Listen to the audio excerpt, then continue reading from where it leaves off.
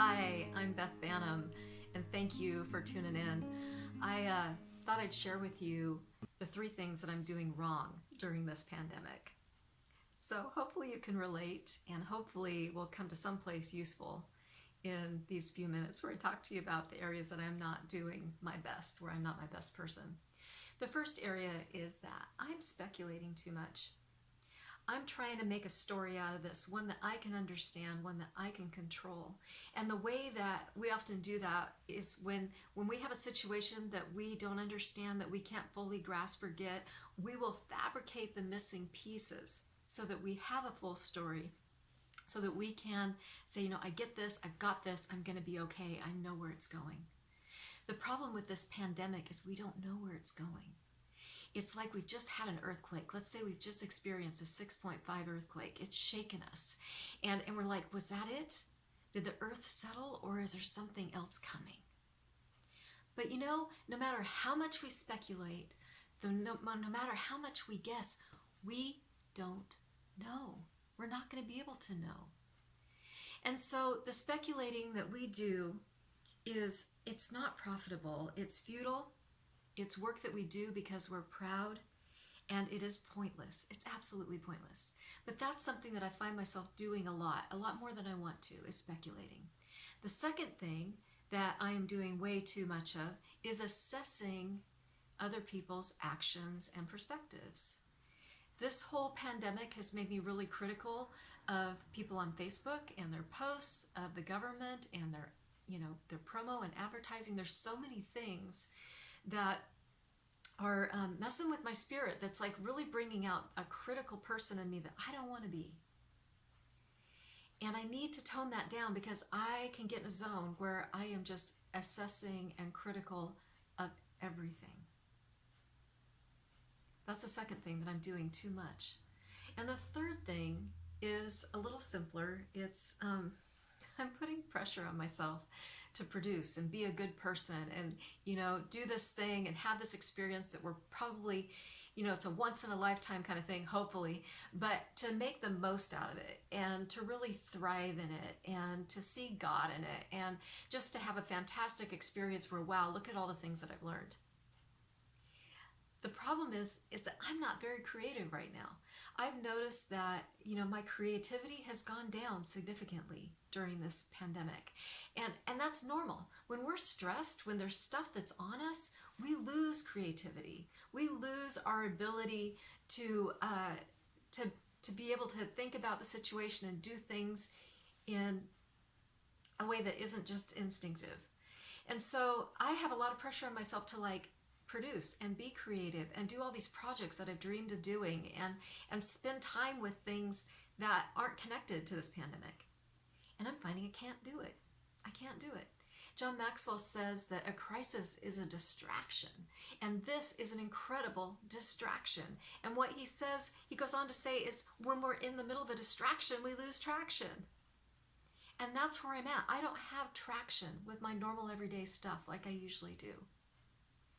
I'm missing that because there's this looming distraction with this pandemic that's kind of always there. So those are the three things that I am not doing right. I'm speculating too much, I'm assessing others too much, and I'm putting too much pressure on myself to be an awesome person through this. And that's not happening. None of it's really happening. So how do I stop all this? What can I do? And I think I've kind of figured out a visual in my mind of how I want to deal with this. Because I'm telling you this, I don't think, and I tried for a while and I can't do it, to just stop speculating, stop assessing, and stop putting pressure on myself. Just like stop. And it doesn't work. It adds a new pressure. I think there's something about this experience that we need to do a little bit of all of that. That's how we grieve. That's how we adapt.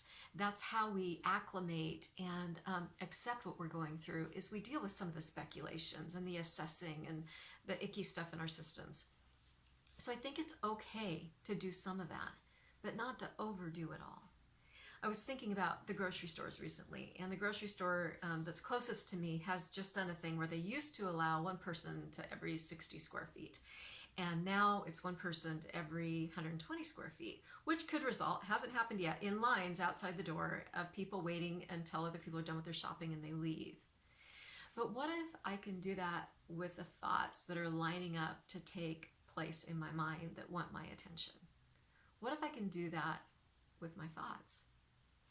And say, hey, there's only so much square feet in here. I don't want to be bombarded with all these thoughts, most of them unprofitable and futile. But there are some that need attention. They need time. They need processing. They need care. So I think one thing that I'm trying to do is kind of lower it down a little bit and give some time to the thoughts that are profitable, to the thoughts that are going to help me get some traction in this experience. It's not a perfect science.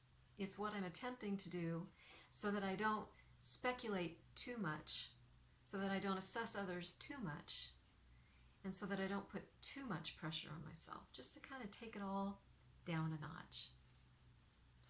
I think the scripture that talks about not leaning on our own understanding is so key in this, because we don't understand much. And I know for me that I want to fabricate understanding if I don't have it, so that I can have a greater sense of control. But there is a peace that surpasses all understanding. And it's the peace of Christ that we're called to have rule in our hearts, that will guard our hearts and our minds. And that's a riddle in itself to figure out. How do we do that? How do we let Christ's peace rule in our hearts? And I think for me, just a piece of that is taking all the things that I do that are unprofitable down a notch, the things that I'm doing wrong, to take them down a notch and to let that peace come to me. Because I'm telling you, the best stuff I have in my life isn't the stuff that I pursued and gone after with aggression. It's byproducts of other habits and other ways of thinking in my life. So hopefully I can start managing this madness that wants to come in and take over my head, to say, hey, 3 thoughts at a time. I'm going to deal with you. The rest of you have to wait outside the doors until these are done, and then I'll let a couple more in. But pacing it so that I don't go crazy during this time. So I hope that's helpful to you, and may you find that peace and experience a peace that surpasses understanding in all of this.